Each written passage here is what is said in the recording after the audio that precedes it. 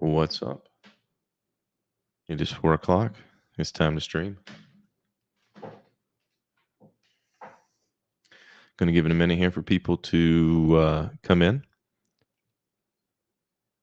I'll post it as well.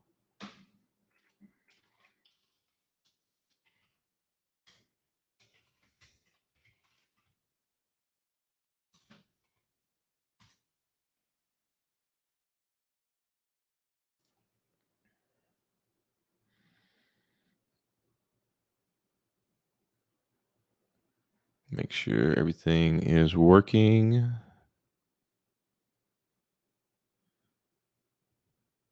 And then what I'm going to do is talk about what I want to talk about today.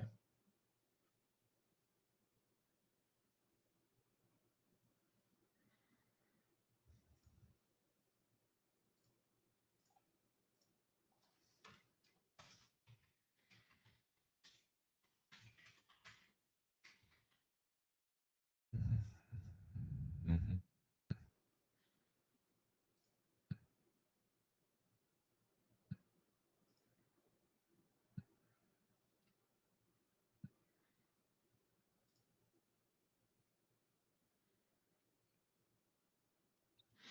All right, so the format of today is just going over the last week and the conversations I've had on social media, also looking at some of the different markets out there.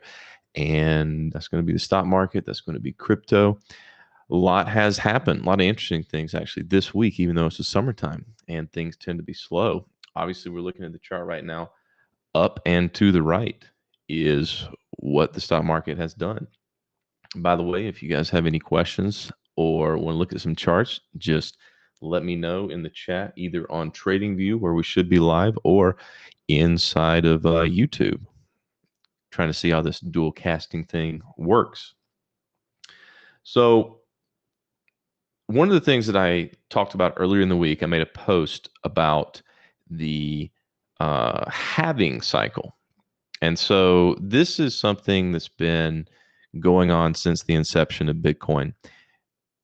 Basically, every number of blocks, the number of Bitcoin that is rewarded to miners, which are doing the processing of the network, gets cut in half. And this is what gives Bitcoin its limited supply. I have been, some of my earliest ideas, let's see, we go back all the way to the beginning. Where was I first talking about that?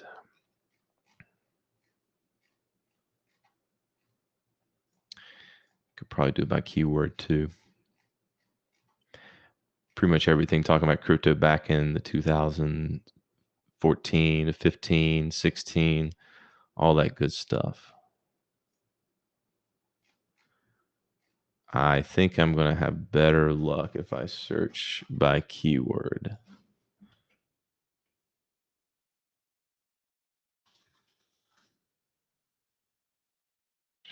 Tags.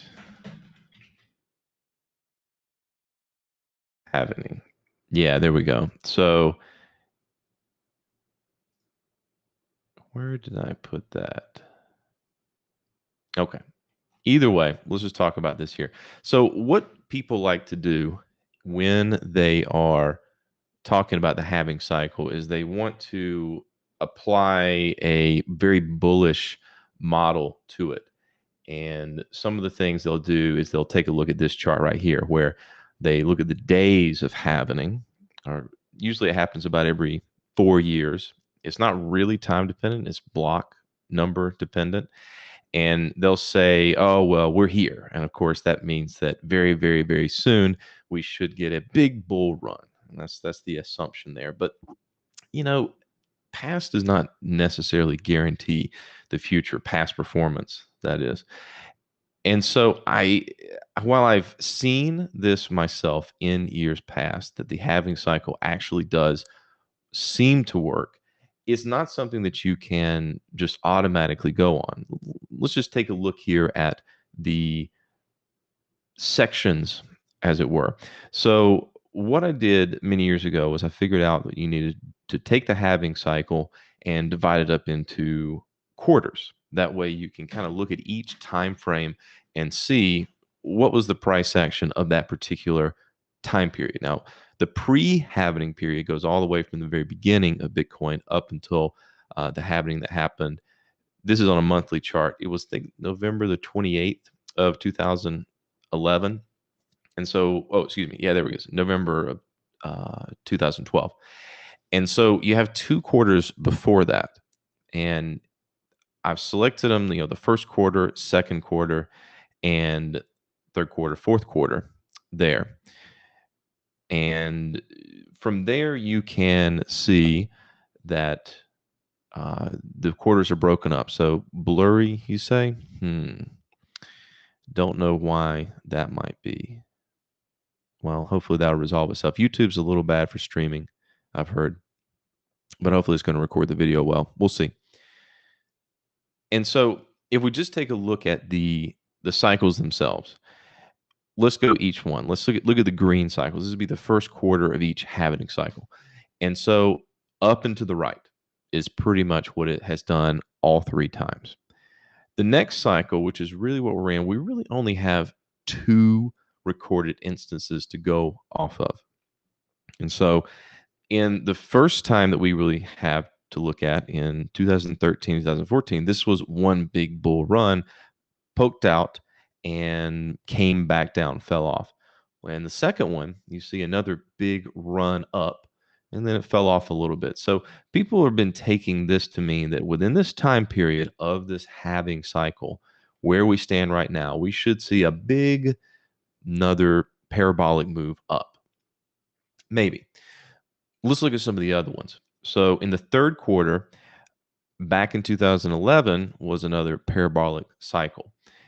And the next cycle back in 2015 was actually a fall off in price. And then 2015 again, fall off in price. These two actually look very similar.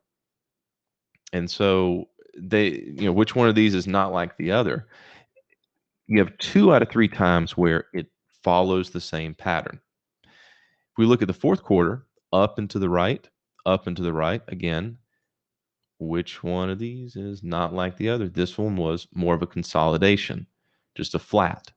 So again, 2 out of 3 instances of this happening. So we already see where we can see that some years there's a similar pattern, but that doesn't mean that everything is going to be that similar pattern. And so I'm going to expand this to look at this. If we had 2 cycles of up and to the right parabolic moves happening in this particular quarter that we're in, it may be that this third is not the one that happens. So what I'm getting at is a lot of people, they like to refer to this halving cycle, the supply and demand fundamental, as a driving force of price shooting this up to the moon, but it's not guaranteed. It's arbitrary. You're using the pattern recognition of the brain to superimpose bias onto the chart. I think that's what plays a lot into it. So I like it. I'm going to keep watching it, but there's no guarantee that we're going to hit 300K, which is what a lot of people have predicted. The reason they get that number is if you look at this sort of logarithmic move that you get here and the logarithmic move that you get there, a similar logarithmic move would take you up to about the 300 mark. And so this would follow the logarithmic pattern of the chart. By the way, logarithmic is what you do when you want to fit big changes in price onto one screen because it goes by orders of magnitude, not by actual price. So that's where Bitcoin is today. Now, this week has had a couple of trading opportunities in the major cryptos, the one that I look at, one from earlier in the week. If you go back and look at Ethereum, I like the price action. Actually, this is a week ago on June the 22nd. It set up a spike, as I like to look for here. And I'll bring up my little indicator that shows me that. And basically what I look for there is for price action to shoot down below a support and then come back very quickly in there. And from there, it did a retracement up and set up what could be considered a classic double bottom pattern.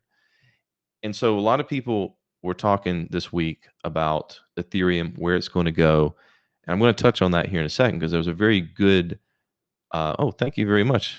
I'll up next. I appreciate that. By the way, now that we're getting some people in here, make sure you do all the YouTube and TradingView stuff, like, share, subscribe. I don't know what it does on TradingView, but maybe it helps. Thanks a lot. So we need to, if we're looking at this, and price action has revealed itself in this form to me, where you have this double bottom here. And so if we were to, for some reason, break below, let's say 1680 or 1700, well, that's going to be the line in the sand for where this turns bearish. If we accept that this is a price floor in here, then that's where we need to make sure that our stop orders are, is because we've established a bottom, a floor here around the 17 based on price action. If it breaks below that, it can consolidate, but more than likely it's going to be bad for price. There was a really good discussion on Discord earlier this week that I had with one of my members.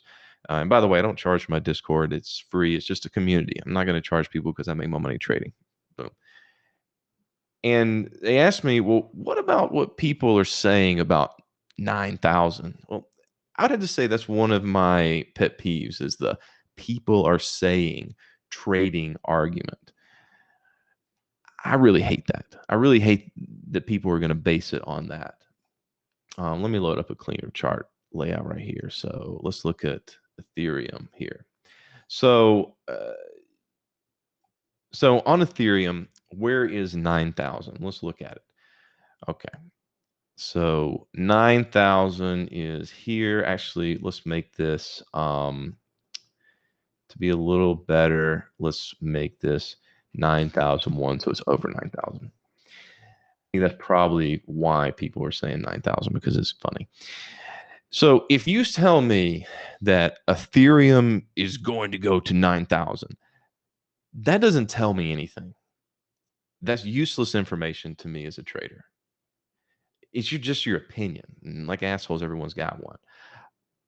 I can't really do anything with this. The only reason that people are really going to say this and hold on to it is because they're probably long from 3,000 and they're still hoping to get 3x on their money, or they're long from 43 and they still want to double their money. It's kind of an ego salve, in my opinion, for you to say, well, that's my target, because you really have no idea. I mean, don't tell me that you're going to come up with some fundamental basis for it, because there's really no fundamentals that go along with this, based on what people are willing to pay for it. You know, this isn't a stock where it has PE ratio. So just telling me 9,000 is worthless. Here's how to make it mean something. So we talked about how it's formed a double bottom. Okay, so let's just take that as a given, that here we find supports. All right, and we don't want price to go below these supports. Otherwise, we're going to be bearish. It's going to be bad. So if we were to set up a trade from here, and we have our stop or our risk set to right below the double bottom, okay, so that's when we know that we're wrong in our trade.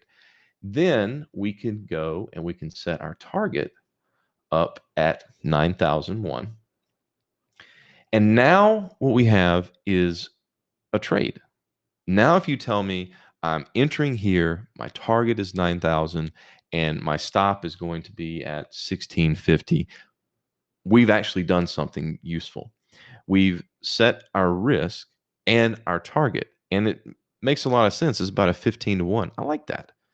Then what you can do is you can fit in this percentage move, a 21% move down, into your portfolio. In other words, you spent $1,000 worth of Bitcoin, you're willing to lose about $210 of your portfolio on this trade, in the hopes that you'll get that's about a 4x move. Not bad. It's a little more risk than I want to take on. But this is actually putting structure around the opinion that it's going to go to 9,000. Now, how quickly is it going to get there? Good luck, getting it fast. I mean, it could take years. But this is actually meaningful, more so than somebody just saying like, oh, I just want it to be over that. So when you're hearing forecasts and things like that, I really don't really try to do forecast anymore. I used to early in my trading. I would do forecasting and it helps you get a sentiment. In other words, I forecast this to be bullish for whatever reason, and that helps you look for trades in that direction. But just doing a forecast, I think it's kind of useless because you're not really attaching a set trade around it. So anything that you're going to do in the market, you need to set a trade around it, because nothing bothers me more than someone coming with an opinion and actually not having any skin in the game, actually not taking any time to make money on it. So back to Bitcoin. What is going on here? So I actually like the setup currently in the short term going into the weekend. We are in a nasty, nasty consolidation.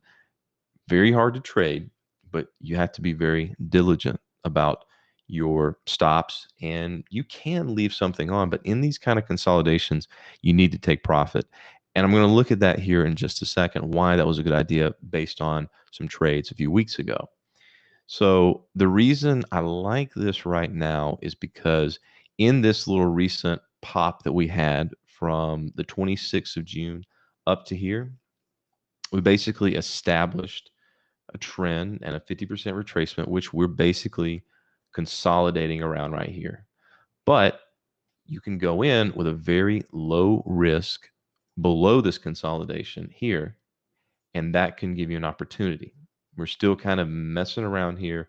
It's not moving like it was months ago, but this is how you can set up a low risk trade. And you need to take profit at this high so that you can take some risk off the table. You can leave some on for more, but we're still in this consolidation cycle. You don't know when it's going to end. People can forecast it, but you really just don't know when. The reason you have to take profit is, we go back to some of these trades from a few weeks ago. These set up on, I think, June the 8th, where price set up this. Let's go back in time and take a look at this. So one of my fundamental indicators is to follow some of my chats where friends I have talk about their trading. And I hate to say it, but I watch to see some of them get liquidated. They have a nasty habit of that, going long at the wrong time and taking on too much leverage, and boop, away goes their account. But that in itself is sometimes an indicator to me. Sorry, guys. That happened around June 8th, because what you had happen was a lot of people saw this. They love to draw their diagonal lines, and they saw where, it hit our diagonal down here. And so let's go long on super 10x leverage here. And so usually what would happen in that case is, let's say you went long here, okay, on that one. At the 10% mark, where your 10-to-1 leverage basically was 10-to-1. So if you take a 10-to-1 leverage position and it goes down 10%, boom, there goes your position and whatever you put into it. So it's funny how I can almost guess how much leverage they had taken on and about when they had entered, because they were looking on this bounce of the triangle to go up, because, as everyone agrees, we're going back to 100K. It's just a matter of when. We'll see. So people get stopped out and they're no longer in the market. And how often in yours or anyone's, me even, has that happen where you get into something, a stock or a crypto or something like that, and it reverses right around from your stop? Happens a lot. It's not that they're looking to take out your stops. A lot of people personalize it. It's not personal. Think about it this way. If you're in traffic and you're complaining about traffic, aren't you part of the problem? If you had your stop down there right where it reversed, don't you think a bunch of other people had it there as well? So get outside your head here and not think that, there's a guy with a big lips saying dump it as soon as you buy in. No way you're going to know that's true or not. All you can focus on is your own trading. So from here, you get this dip down. And what I like to see is some kind of a reaction level to set up. And so the reaction here was very sharp. I mean, it's a pretty nice size move from this wick right here, about a 10% move up. And what I'm going to do is I'm going to look for a retracement, 50%. and we can set up a long position from that level, and we just need to have our stop below that low. Let's give ourselves a 3-to-1 at least, and that's going to take us up to this level. I'm going to give myself a 3-to-1. All there we go. So not this price action here, but back up here. And we are going to see what happens here. See if it'll get up, trigger us in, boom. So at this point, we can close out some of our position, half our position, leave it on for the bull cycle. But we also now have another impulse, another reaction, a bigger, longer term, multi day reaction off this level. And so what we can do is we can measure it out, and then we can see if we get a trade set up here as well off of this reaction level.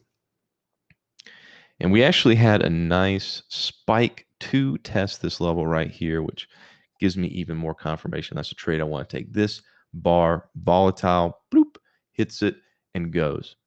You could even get even more granular and take the 50% of this. But we're just going to be simple and say, I'm going to take this and I want to play it back up to maybe these highs up here, give it about this much risk. So we get another 3-to-1. Again, we're still in our first position half, or whatever you decide to leave on. And now we're adding to it. And so we get a second chance in case we miss that one, and up it goes, take off profit. Now we've got 2 positions still on, and we've taken money off the table. So we can chill. We can just relax and let things play out as they want to. And so as they do, we come up and we get a very interesting little bit of price action up here. And I want to mark this off because this is something that's kind of a learning experience if you didn't see it. So again, we have this consolidation here, and there was another one of those wicks. You remember how we had a bottom side wick down here where it spikes below the lows at a retracement level? Well, here we spiked and then closed back with inside this consolidation. That's something to pay attention to. And actually, if we go out a little bit and see the higher time frame, what are we actually coming up against? Well, we're coming up against this price action right here.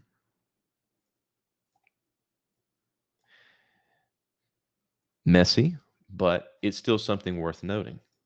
And then what happened from there? Well, we sold off. That was the June the 15th where that topped out. Now, remember how we had these positions on and we left them going? That was fine. But now at this point, they'd be stopped out. And that's fine because we took profit. And that's the key. You really needed to take profit. So that was another question I had on Discord was, why do we want to take profit? Or why should we take profit? Well, you're just not in the same condition of market that you were here. You're just not in a big solid uptrend. You are inside of one of the hardest conditions to trade, which is a consolidation. You don't know which way this is going to go. Get out of your mind that everyone's telling you it's going to go to 100K. You don't know that. But what you do know is that within here, you can set up low risk, high reward trades and try to establish positions that are paid for. That's the whole point of doing a little trade in here and taking some profit. You make your trade free. And then you don't have any risk on the table and you can relax and have a good weekend and not worry about crypto being traded and checking your phone every 5 minutes like I know some of you do. So Ethereum and Bitcoin, that's what we're seeing today. We're still in this consolidation. Don't know when it's going to come out of it, but you can trade in the middle of it with low risk trades and high reward, trying to establish a position in case this does come out to the upside. That's what you can be doing now, is looking for these low time frame trades to set up small positions that you can hold for the long run, not worry about so much. So I'll take a look at chat, see if we got anybody talking. Just my buddy Jen. Okay. So another thing that came up this week, was talking on Discord with another member. They wanted to play Starbucks. Now, the reason they wanted to play Starbucks, and this was, I think, a few days ago. What was it? I think it was on the 30th. Yeah. So Again, Starbucks is kind of in a very choppy consolidation, and they wanted to play Starbucks because they like Starbucks. That's not a bad reason to buy a company. It's called cupboard investing. Where it gets that name is people, or excuse me, mothers buying Campbell soup because they have a lot of Campbell soup in their cupboard. By the way, I actually find Campbell soup's price action very interesting down here. It's holding this level. You know, if it breaks below it, it's going to be bearish. But so far, earnings dipped it down to this level. Boom, boom, boom. Multiple holds of the level. I was looking at this today, actually. So something of note. But anyway, back to Starbucks. So they were looking to buy an option, buy calls on Starbucks because they wanted to be bullish about the company. Okay. What you have to think about if you want to play options in a stock is you need to have a sudden movement because options, naked calls, let me rephrase that. Single calls or single puts are going to have a time element. We're not going to talk about verticals. We're going to keep looking if you just buy a single call or a single put, as lots of people like to do, especially in the last year with weekly options, the Robinhood fad. In order to make money, you need a big move quickly. And for that to happen, you need some kind of a reason. Now, I say reason because it can be fundamental or it can be technical. I'm very encouraging people to use technicals and then use options as your vehicle to express your technical idea. That's fine with me. I like it. But you got to ask yourself if you're worried about this chart in particular. This is Starbucks. You know, they're selling coffee every day. People have a routine. They're going to work. They stop by Starbucks. They get their coffee on the way in. Maybe they go there for lunch. Maybe they're people that can drink coffee before bed. I wish I could, but I can't. So their business is going to be rather constant. How are they going to sell more coffee? Well, that's a good question. You know, they can market it, they can release new products. Everyone knows they love the pumpkin spice latte towards the fall of the year, but we already know this. The market already knows this is already priced in. So you need a sudden change in the stock to get it to move. Or you just need, the market sentiment. Today the SPY went up and to the right, so it's no wonder that a big part of that Starbucks went up as well. But what are some of the things that could happen that makes Starbucks go up and make a call worth something? Well, price of coffee. I don't think the price of coffee is going to go down, but it could. You could have a abundant harvest and they could have really cheap coffee, and so their input costs are less. But then again, Starbucks is definitely using futures to hedge their input costs. So I don't really think that's going to show up in the cost so much. So you really got to ask yourself when you're looking to try to express a trade in options, what's it going to take for me to make money on this option? I need something fast and big, a big fast move. And you're going to get that maybe around earnings, perhaps dividends, which you can see on TradingView, you can see on any other kind of chart. So these kind of things can actually happen, or you can base it on some technical analysis. You see a setup that you like and you can trade that. That's fine as well. And you're just using an option to express that idea. But you have to be very careful about your expiration choice. If you choose it too soon, it's going to expire before it plays out. You choose it too long, you're not going to get the benefit of the movement. So it's very tricky. Let's put all that to a side. Let's say that you like a company. You're going to keep buying Starbucks coffee because you love Starbucks coffee. Buy the stock. Buy the stock.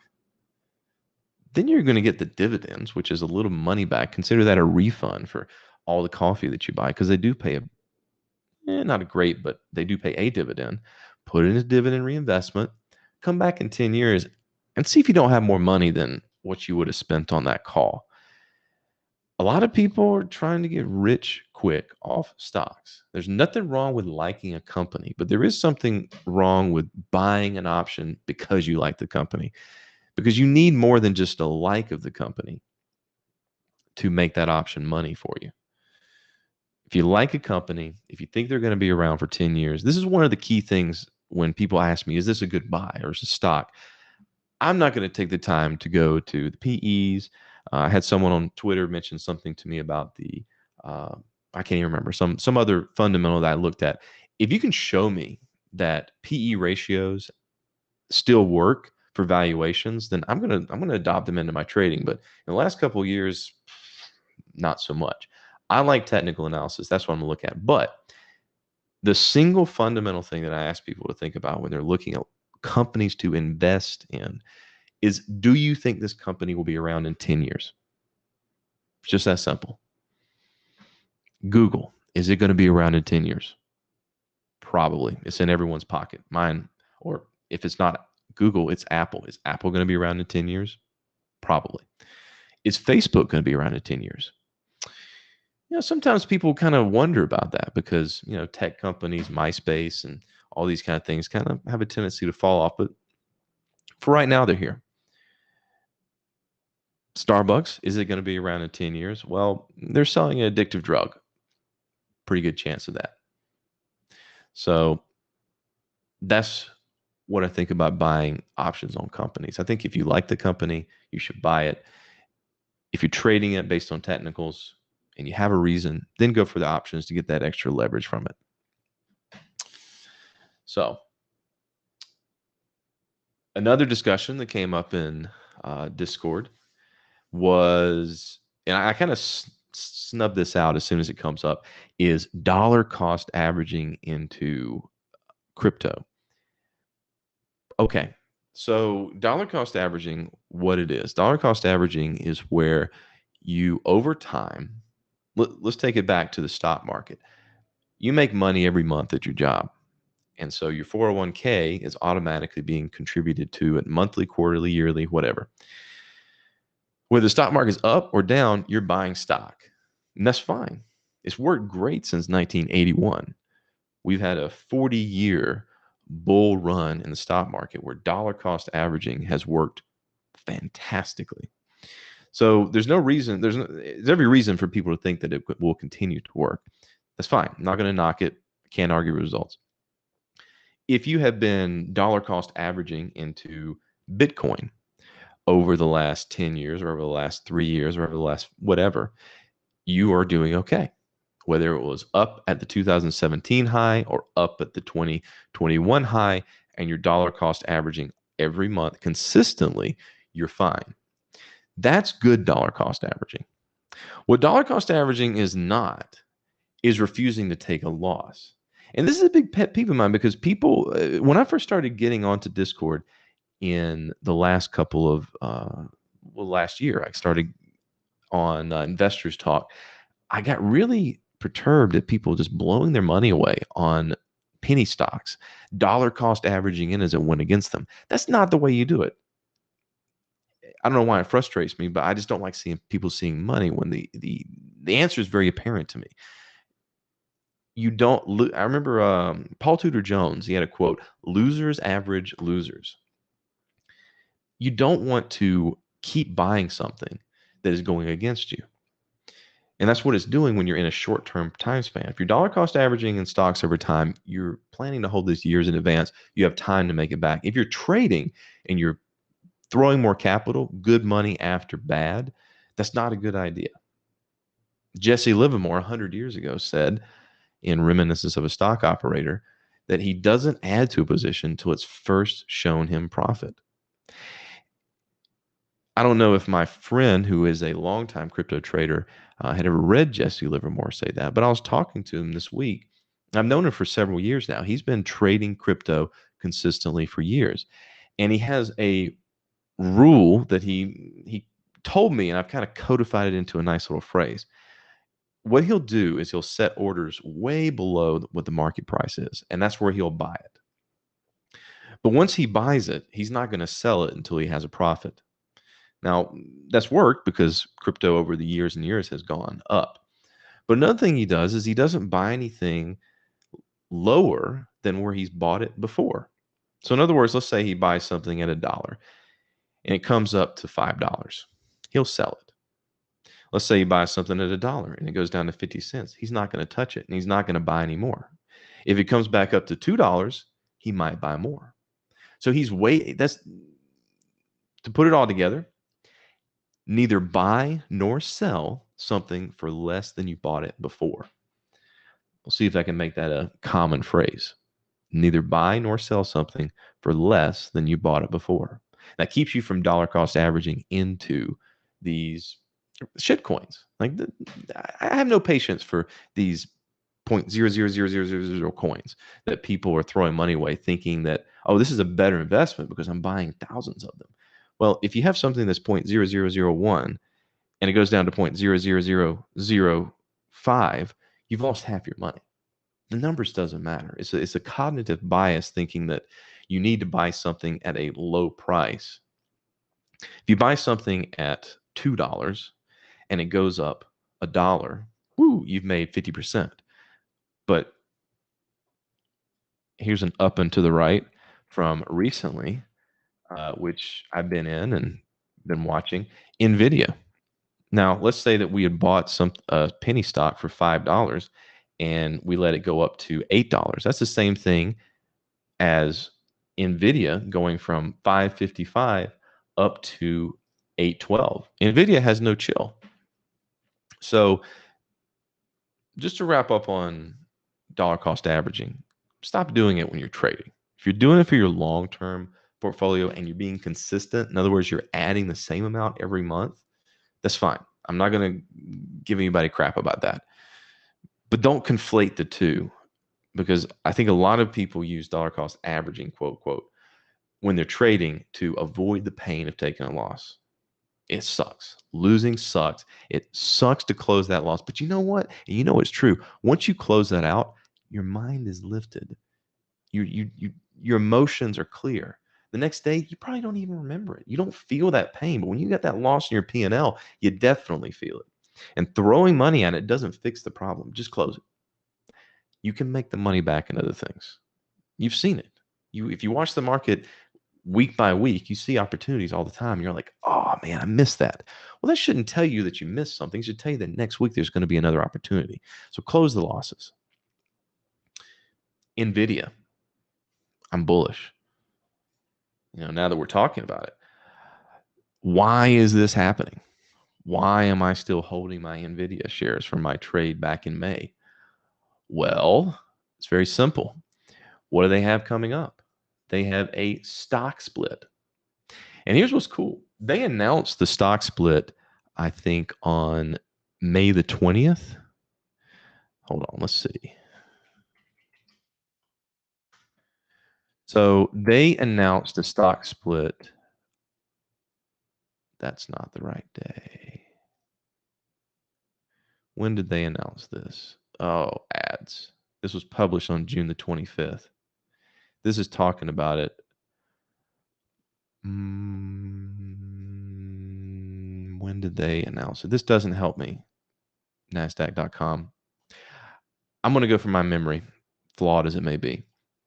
It was here because I remember it was before earnings. Because what I do before any earnings is I de-risk.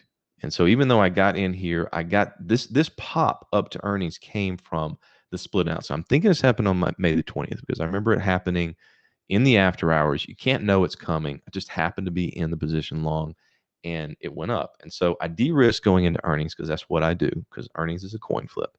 But the question then was, how much do I leave on? What do I want to leave on this case? And go back to 2020. Two other tech stocks. Tesla likewise announced a stock split right here. Where was it? It was here. I remember this price action. So you had the stock split that happened right here. I remember I actually took a trade on this day, and it was negative going into the close. A bit of a nail biter. I was out hiking, just let it slip because I hadn't hit my stop yet. That afternoon, they announced a stock split, and up it ran all the way to the split. In fact, I think the split happened on the 31st, and it went up maybe one or two. It went up for the first 2 days after the split. So this whole hype cycle was based on the split announcement. Likewise, Apple from last year. They announced a split probably here. I'm not sure when that date was because I wasn't trading Apple then. But again, up and to the right, up into the split. And then what happened? 2 days of bullishness and then falls off. Now, of course, Apple is up from that. So for a long-term hold, it's fine. But the question is, what am I looking for in Nvidia? Well, I'm definitely holding this until the split, maybe a day or two afterwards. And just like in those other tech stocks from last year, this hype is driving up. There's a lot of other fundamentals, I'm sure, going on to it, but this is what's driving it, is the split.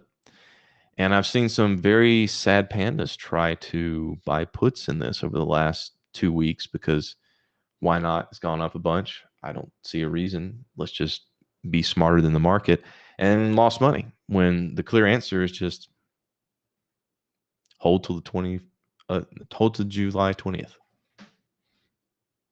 Just that simple. Sometimes things are just obvious.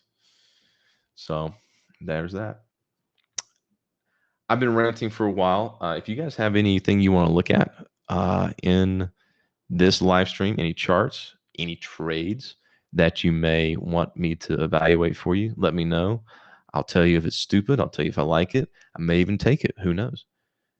So while I wait for those to come in, if anybody has any, I want to talk about today's opportunity, which was Boeing.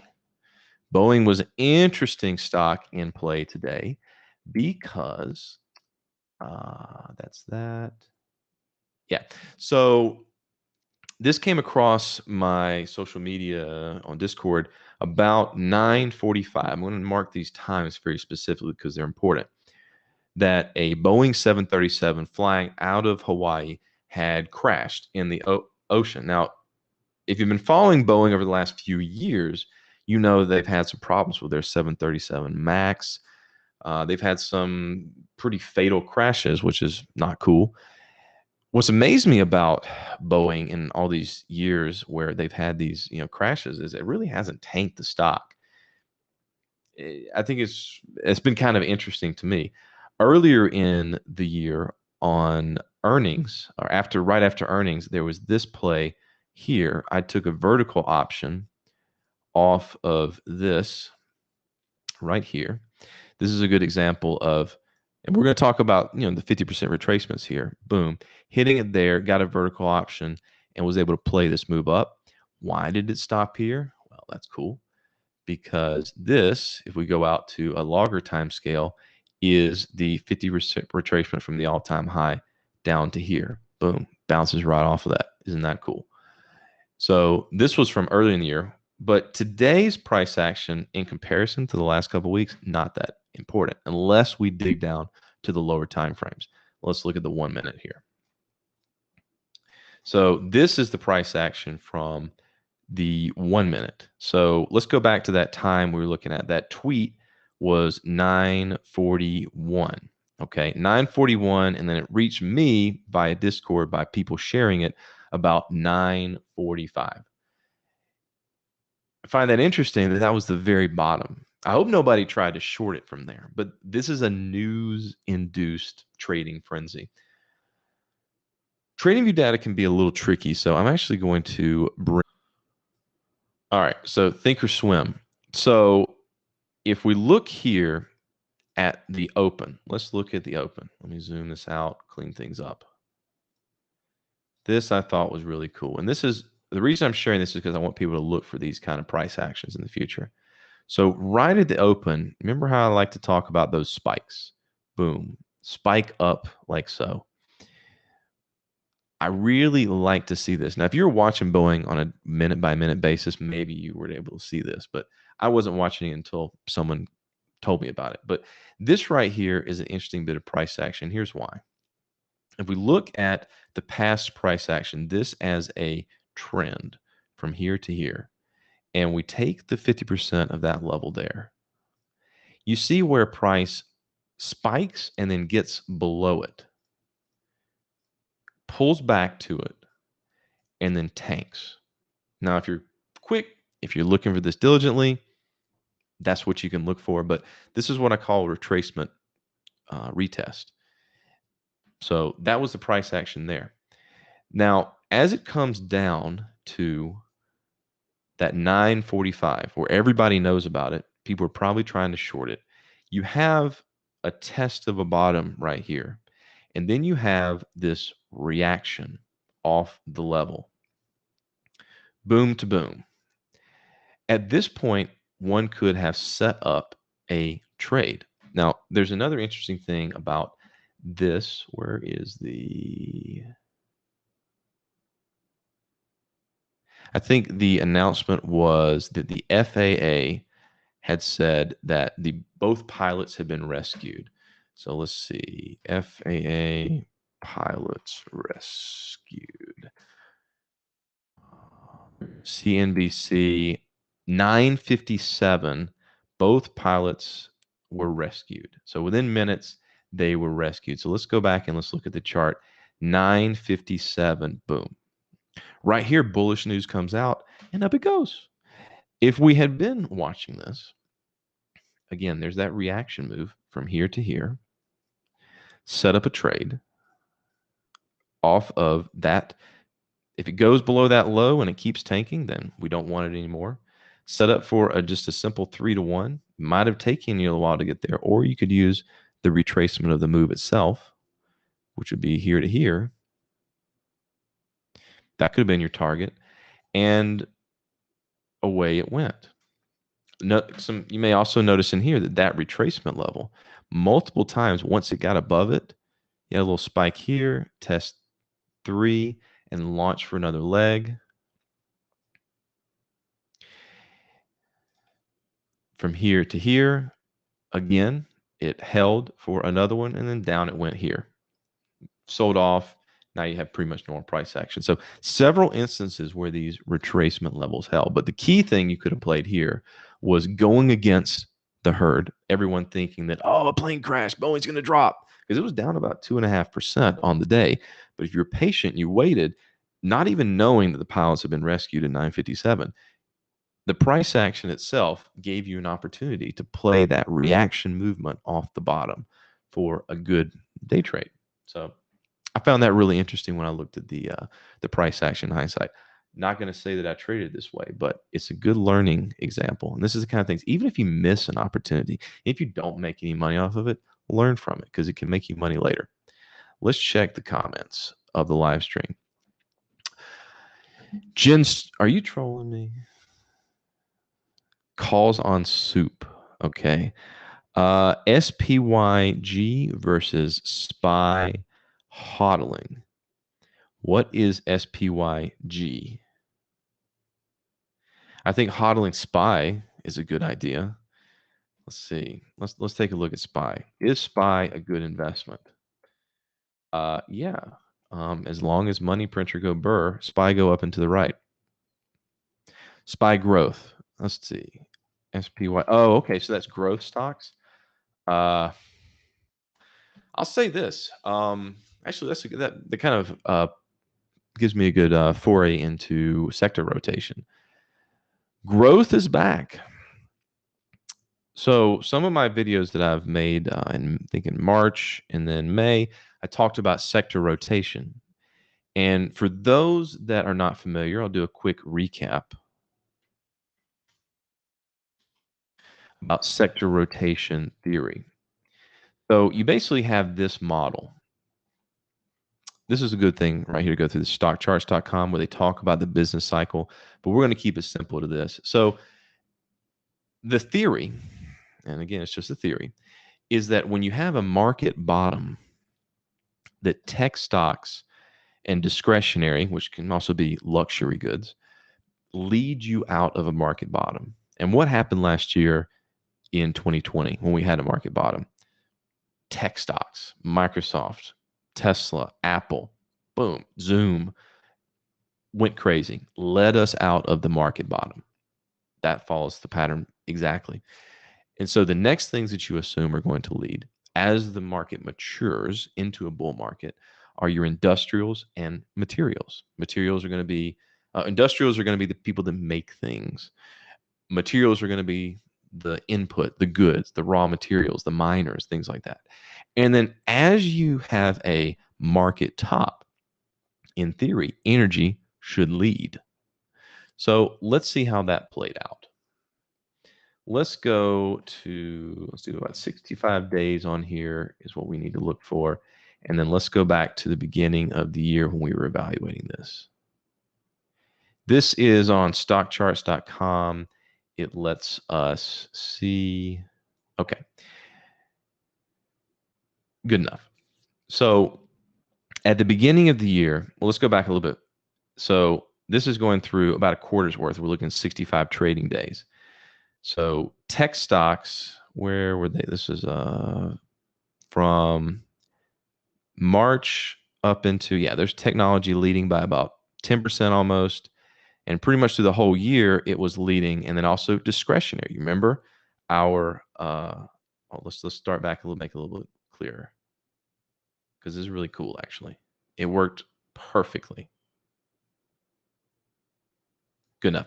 So technology and discretionary. Technology discretionary leading us out of the market bottom, which was around April through July, that period. Then materials and industrials. Again, materials and industrials as the bull market continues to mature. Worked great. There he goes. That industrial starting to lead, materials as well, technology falling off a little bit, energy really depressed. But then around the beginning, there we go. Around the end of the year, energy exploded. And again, back to the sector rotation model, energy can sometimes signal a market top. I'm sure a lot of people, myself included, were looking at that. And that's why at the beginning of the year, I started putting money into staples, Procter & Gamble and Johnson & Johnson, because that was going to be the next potential move. And as time has gone along, they had a brief moment where consumer staples worked out well. But what's happened in the most recent time is technology has begun leading again. You've seen the return to growth. And growth is a general term for companies that don't pay dividends and they are just expected to get more market share, get more valuation. That's what growth means. They are companies like your Netflix, companies like your Facebook, tech companies. Got to be more things in tech, but growth is basic. Oh, genomics is all the stuff that Kathy Woods likes to invest in, all the ARC stuff. That's all growth. She loves that growth stuff. And again, ARC has definitely been recovering from May. I think the one that I'm looking at right now is ARC-G. This is genomics. Again, all of her things look the same because since May, since the middle of May, in this last month and a half, growth has returned. It's become the dominant player again, which is not following the pattern that we would have expected based on the sector rotation model because energy was leading that. Man, we were at a market top, right? This kind of goes back to what I was talking about at the beginning of the video about how people look at the Bitcoin halvening model to justify their super bullish cases because, well, the last two halvening cycles that we've had, that was the case. This quarter, this time cycle we're in means that we're going to moon again. That's the theory that may play out. But here was the sector rotation theory that was following exactly. It was tech leading us out, discretionary, then it was industrials, then it was materials, then energy led. So you had 5 different sectors all doing exactly as the theory predicted. And then all of a sudden, tech is back again. Does that mean that we're in a market bottom and we're going to go up from here? Well, it's outside the bounds of the theory, so I can't really say. But this is just an example of how theories are just theories.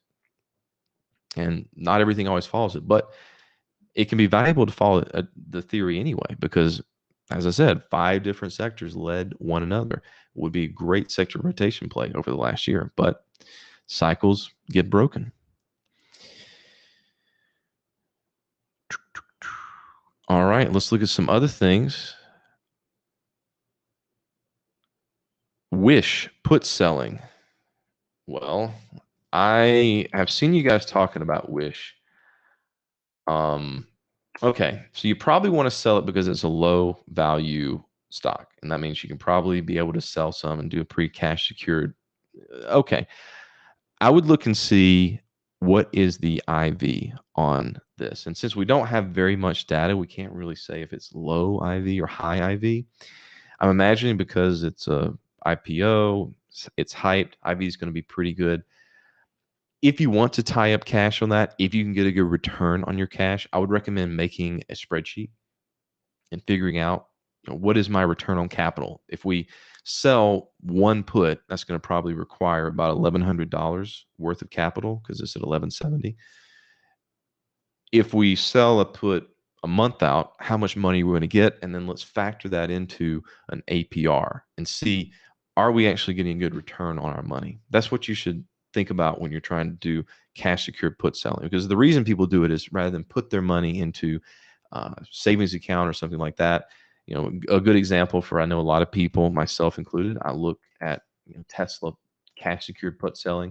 I like to say that I'm looking for Tesla to come back to 480. That's where I'd want to buy it. So anything above that is just put selling. And as long as you just assume that, if it comes down to the level that I'm selling, I'm okay getting assigned those shares, I have that money set aside, then you're within your strategy and you can collect premium. Of course, if it goes up, you collect less premium, but you got to be patient and diligent on this. So as far as Wish put selling goes, if you want to do Wish as a potential put sell, that's fine. One of the things I talked about in my put selling video where I talked about Tesla was using Ford as sort of a training wheels for cash secured put selling, because Ford is a $14 stock, meaning you could sell one put, $1,400. That's within the realm of most people to be able to have experience doing cash secured puts. So Wish could be another one because it is a low value stock, but I'm not going to do it because,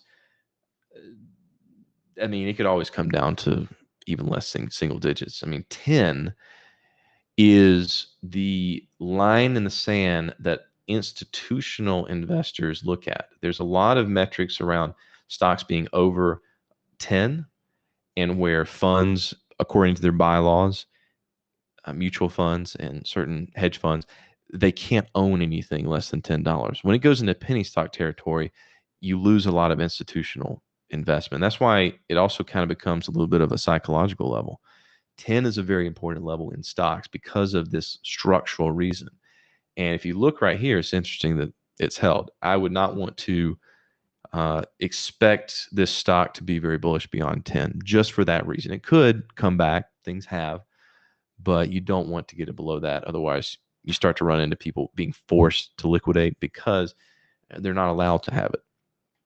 But as far as the things go right now, it's holding 10. So that's the level to watch, really and truly. Price action wise, where are we looking from the low up to here? Well, it's around the level I like. We'll see. This actually made a slightly higher high. So I would say, this thing could be trending up and to the right. It's not scaring me, except for that 10 level and just the fact there's not much price history to go on. So it could be something to look at, Jen. So, all right. If you got any other questions, let me know. I'm about to kind of wrap this up. Let's look at another one from this week. I did a idea about, I was watching Uber. Some people on my Discord were trading Uber. Some good learning experience here. So I think that the trader in my chat was saying they went long some very short dated options somewhere in here. And intraday, they were up a good amount. And then blam, in about 30 minutes, they went from positive to negative. Try to avoid that. And I know that may seem like I'm just saying that, but here's how. If you look at the price action, how I've been talking through this video and a lot of my other videos. Yep.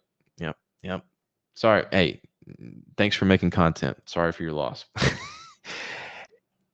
And I showed this to him there. From here, this spike up to here created the level here, which it's sort of loosely been following. Where my indicator here, and by the way, this is free. Do a search for retracement levels. Nothing fancy. It's just showing me where these 50% are over 200 bars. That's it. I'm not going to charge people money for that. And also, in case you're wondering how I do this tool in TradingView, very simple. I come over here to the fib retracements, which is also Alt F if you have high APM and you can use keyboard combinations. And then what I do in the style is I just take out everything other than the 1.5 and 0. Just that simple. Some people like to use fibs. I keep it simple, 50%. That's what I do everything off of. But anyway, that level right here, cool enough. I love it when things do this, is the perfect tippity top. I think the level proper was about 52.34. That was the actual high to low retracement level. And this topped out at 52.35. This is why it's important to be aware of these levels, set alerts, and in this case, either take profit or get very defensive. If you see something like this happening, this can be a big warning sign. Intra-bar, this is a 30-minute, but let's dig down a little bit and see. So boom, it hit it right at the open 9:30 and then slam back into consolidation. Yeah, that was your warning sign. That's telling you price is saying, I saw a level, I got scared of it, I'm running away from it. So this is where you need to get really reactive. And when you see something like this happen. Now, I had been looking at this because, again, the other thing, even if you were to have taken a loss on a bullish trade, don't get pissed off. The market just revealed to you what it wanted to do. It wanted to respect that level. Think about going short. So what I was looking at potentially happening was for price to come back to, let's say, the halfway of this price action with a stop above that high, because at that point it's going to be bullish. And we'll look at the long term here in a second, but this is me structuring a trade. If I do an actual short trade at that point, stop just above the high, don't need any more. I know you can. Here's the thing. The reason I'm going to put it above the high right there, in spite of what people might think, like, oh, I put my stop above the high and it got stopped out. Look at what's going on here. People that had their stop above these highs right here, those people, those sad people, they got stopped out on this bar right here. So I've already avoided me getting one of those sad occasions to happen to me by just looking for the spike, the annoying pump it, dump it spike to happen. And I'm already playing off those people that are crying in their coffees. So the way I structure that trade is like my 3-to-1, which it would take me back down, to the price action right here, a retracement of that trend. And so that's what I was looking for. But it never actually hit my order. And it came down and did this number right here. So again, what do we have? We looked at this trend up here. It came to another 50% retracement and a very strong wick respect. Second time it happened again, you could even go long. And so took my order off when I saw that day where it came down, held it, and up it goes and continues to consolidate. So when it hit this right here, I knew that this trade was not going to be valid because it's already telling me, oh, I found support. Just don't want it. And again, where Uber is going to be bullish based on this respective price action. If it breaks above here, that's going to go up. And the reason for that is because if you look at it on the longer term time frame, it's long-term bullish for like the past couple of years. Well, people are using a lot of Uber. But the other thing that I'd be looking at is the price action from where we started this last trend here. A little messy in here, but this is the lower side support. So it's held the lower side support. Now it's trying to get back to this messy consolidation right here. If it breaks up into here, it's going to try to retest the highs. So if you just look for these retracement levels, price sort of reveals itself to you, especially if you have matching price action in other places. Would the 0.25 and 75 markers be the 50% of the 50%? Yes, but that makes my head hurt. And I want to keep things as simple as possible. Don't overcomplicate things. What I may talk about in some videos or live streams in the future is this 50 inside 50 that I like to play. There is, let's see, what is one that is playing out right now? So this is one I talked about, I think, last week on the live stream. This was Tyson, where you've got this 50% right here that it hit. And then, again, looking for that reaction move off the level, finding a 50% within that as well. So there is the 50% there. And a little messy, but so far is holding that as a support. So when I wouldn't go and say the 25% inside of it, because like I said, that no, you can't do that because you don't know how big that 50% is going to be. See, in this case, if we did 25%, that level is going to be somewhere right around here. That doesn't really help us. But what you would want to do is you would want to look on a longer time frame, like we were looking at with Uber. And you want to look for, clean things up again. Go to the longer term.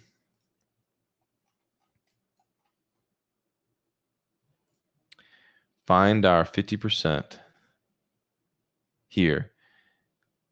The longer term doesn't quite work, but for here, and then wait for price to react off that level. Now here it broke below it a little bit, but let's look down the lower time frame. So it hit our level here, very messy, but again, let's draw another one up. Okay, not a great example. Would have been really good if it came back down to touch that right there. Where is another one? I think PHM is one. Yeah, PHM is one where we have this one where it held the 50% here and then drill down to where it did. Okay, this is just playing the straight 50%. I'll try to come up with a better example. I don't use the in-betweens at all. No, I try to keep things as simple as possible. I come from a history of using Ichimoku, and Ichimoku is based around 50% retracements. So you'll find a lot of those 50% within Ichimoku, but I simplified it down to this. All right, so we're going to wrap up here. Thank you, everybody. This was the first of, I would say, the regular live streams. I'm going to do this every Friday at 4 p.m. close. And if you have questions, you can actually find me on all the social media links that I'll have on my YouTube and as well as TradingView. Join there, join the Discord, join the discussion. I'm not going to charge you any money because I don't believe in that. Just come participate in a community of actual traders where I tell you you're stupid for dollar cost averaging down losers. Trade wisely. We'll see you guys next time.